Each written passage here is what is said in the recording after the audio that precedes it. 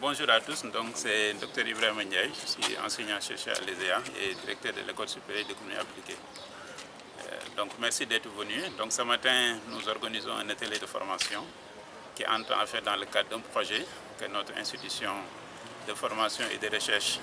partie intégrante de l'Université Cheikh Anta Diop de Dakar, est en train de mettre en œuvre. Il faut préciser que lorsqu'on parle d'université, on considère que principalement nous avons trois missions. La première mission, c'est l'enseignement, ensuite la recherche, et la troisième mission, c'est les services à la communauté. Et dans le cadre de ce projet, le constat que nous faisons, c'est que c'est un projet qui nous permet de mettre en œuvre les deux missions. La mission sur la recherche, comme vient de le dire mon collègue, il s'agit en fait d'un projet de recherche que notre institution a exécuté en rapport avec un partenaire, notamment l'Université de Montréal, et qui fondamentalement a permis de faire un diagnostic sur cette question très actuelle qui porte en fait sur la question de la sécurité. Donc le travail de diagnostic qui a été fait nous permet aujourd'hui de pouvoir identifier des sources et fondamentalement de proposer aussi des solutions. Et l'une des solutions que nous avons identifiées en rapport avec les acteurs sur le terrain, c'est vraiment de concevoir des lampadaires et de capaciter les jeunes pour pouvoir faire cela et que sur le terrain, que ces jeunes-là puissent installer ces lampadaires, les fabriquer d'abord, les installer, et tout cela ira fondamentalement dans le sens de, disons, d'améliorer les conditions de vie des populations, mais aussi nous permettra fondamentalement de pouvoir réduire la question insécuritaire qui se pose à l'échelle des zones, notamment au niveau de la banlieue de la région de Dakar. L'autre dimension aussi, je disais que c'est la recherche, mais au-delà de la recherche aussi, c'est les services à la communauté, et l'université aussi c'est cela, services à la communauté, parce que simplement, il s'agit pour nous de pouvoir identifier des problèmes, les diagnostiquer et de trouver des solutions en rapport avec les acteurs sur le terrain. Et dans le cadre de ce projet, nous avons eu une approche inclusive, c'est-à-dire que les acteurs sur le terrain ont été fondamentalement impliqués. Et dans ce cadre-là, comme le dit tantôt le coordinateur du projet, on a mis en place ce qu'on appelle la table d'initiative citoyenne, qui fondamentalement fédère tous les acteurs et réfléchit, propose une force de proposition. Et nous sommes là derrière en train d'accompagner. Et c'est à l'issue de ce travail qui a été fait que nous avons pu identifier les problèmes, mais aussi identifier les solutions. Donc autant dire que l'université Cheikh Anta Diop de Dakar, mais l'ESEA, disons en particulier, constitue des centres, disons, de formation et de recherche dont l'objectif est d'identifier les problèmes qui se posent et en rapport avec les acteurs sur le terrain, de pouvoir proposer des solutions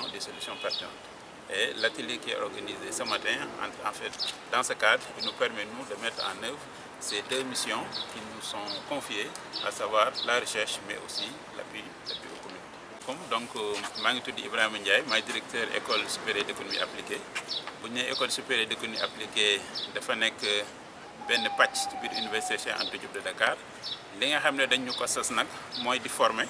mais au-delà formation bi aussi di def li ñuy wax recherche. Recherche maanaam bu fekkee ne am na benn problème boo xam ne nit yi dañ koy dund ñun dañuy ñëw pour gëstu ko. Bu ñu ko gëstoo ba pare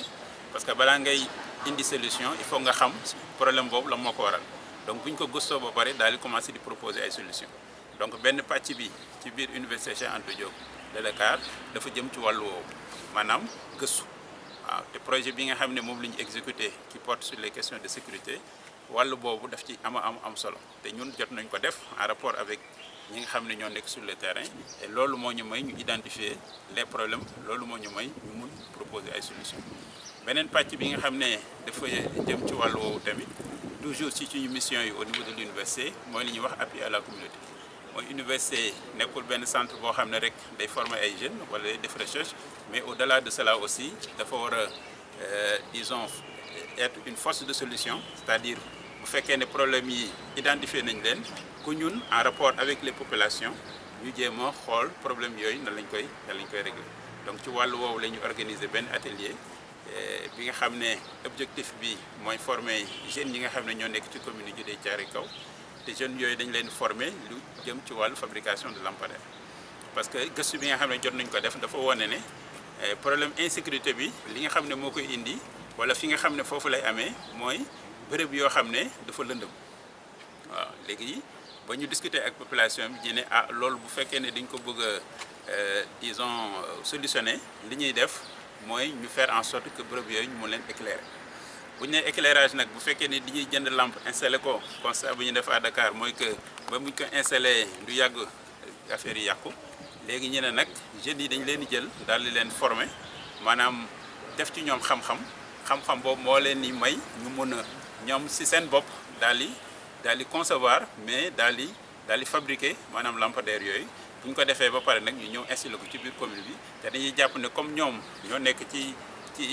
njëlbeen bi ba ci disons cappaandaw ji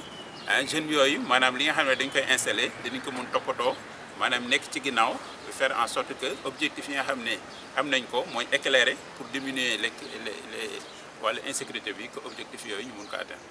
donc atelier bi ñuy def dafa jëm ci wàllu woowu jeunes yi dañ leen di capacité maanaam dañ leen def ci ñoom xam-xam te xam-xam boobu na leen permettre ñu mun wut ci liggéey